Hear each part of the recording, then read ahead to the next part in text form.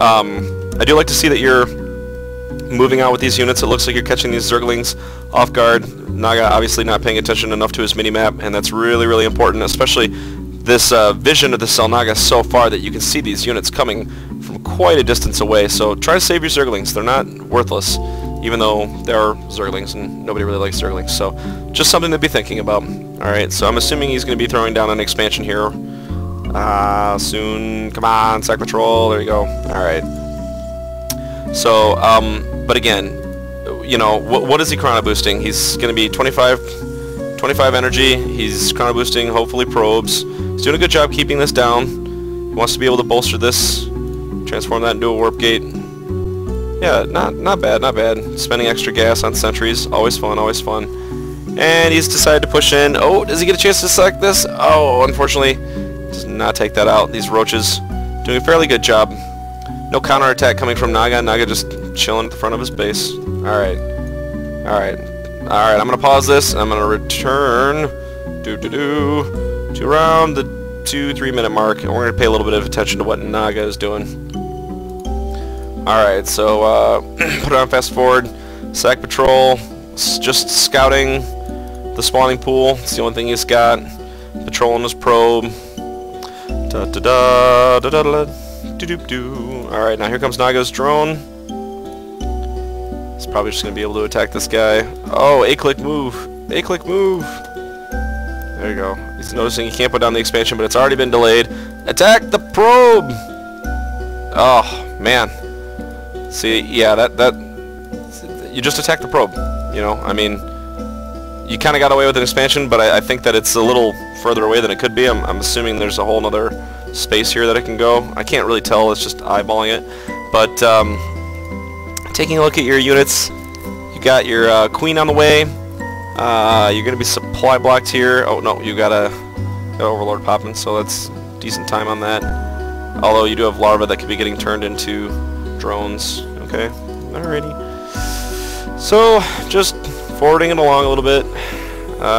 Looks like interesting, a roach warren going down for our Zerg player. So it looks like a little bit of a roach push, although your timing is off. Your expansion got delayed a little bit, and this is sort of a, I would imagine, an econ based roach build, but there are definitely more effective ways of pushing out with your roaches and then expanding, using the money that you would normally spend on this 300 min hatchery to get these roaches out, gets this roach warren out sooner, continually be droning up, making overlords, and yeah, already 2 spine crawlers. This, okay, I'm going to pause real quick right here. I can already tell you the biggest issue that you're going to have right now is that you're putting these down without any information. The only information that you have is 2 Zerglings just sitting here not gathering any information for you, and that 2 gateways and a cyber core have been made. Now keep in mind, for a Protoss player can do anything with these 2 gateways. He can go 2 gates into Robo, he can go 2 gates into a total of 4 gate, and then push. He can do all kinds of different builds, come with just 2 gateways. So this information is not viable enough, especially considering that you have Zerglings that can just kind of poke up here and see what's going on. So if you come up here and you see there's only 2 Zealots and a Stalker, then this is an overreaction. And it's an overreaction because you just don't know what's happening. You just don't know where anything is. So money that just shouldn't be spent on those things is a good way to put it. Okay, we're going to get back into the game here real quick. Fast forward. You got 1 roach on the way. Spine crawler's finishing. Looks like you're getting close to supply blocking yourself again. Especially considering that you do have larvae that could be spent. Yeah, you gotta smooth that out. Alright, 1 roach in the field, 4 more roaches on the way. And already I can tell that you're going to be suffering from passiveness. You're feeling a little too thin. You're like, well, I only have 1 roach, what am I supposed to do? Well, you don't expand as early. Continue droning and get these roaches out sooner. These roaches popping out about a minute later than they really have to.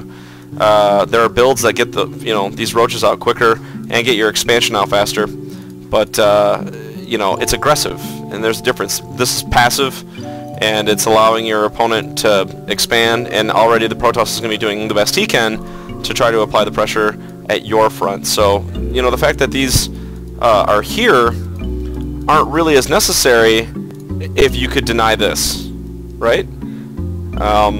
If your units are at his front door, especially close to a minute or around 30 seconds earlier, if you're at his front door, this becomes a lot more difficult, and you start forcing the Protoss to one base it a lot more, and it becomes very challenging for the Protoss because there are a lot of mobile units for Zerg, like your Mutalisks and your Zerglings that you can use to help keep the Protoss pinned. This army feels slow and lumbering compared to what Zerg is able to accomplish. You know, run-bys and things like that are always a concern for Protoss. They always have to watch their ramp. They'll make sentries, they'll make zealots to keep here. They're very, very cautious because speedlings can just ruin a Protoss's day. So just moving along with this video, I'm going to say that these are some things that really need to be worked on. How much you pressure your opponent and how hard you work at, you know, barking at his front door, getting him to kind of stay on one base, tech up, just buys you more time to drone, and it really helps keep your economy in order. So right now, the Protoss just macroing up, and you're just making drones, which is good. But and you got a decent force here. And I like to see the fact that you're already planning on your third. That's fine. But taking a look at the army tab right now, Sack Patrol is really far ahead because he's just been one basing it for as long as he has.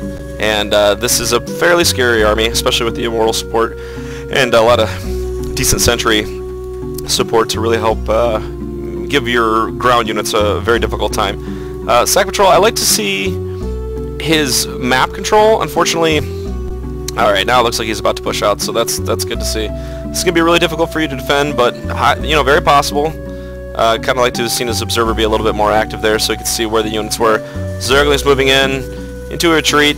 Nice force fields going down. A couple more. Yep. Going down. Just separating these roaches from the rest of the army.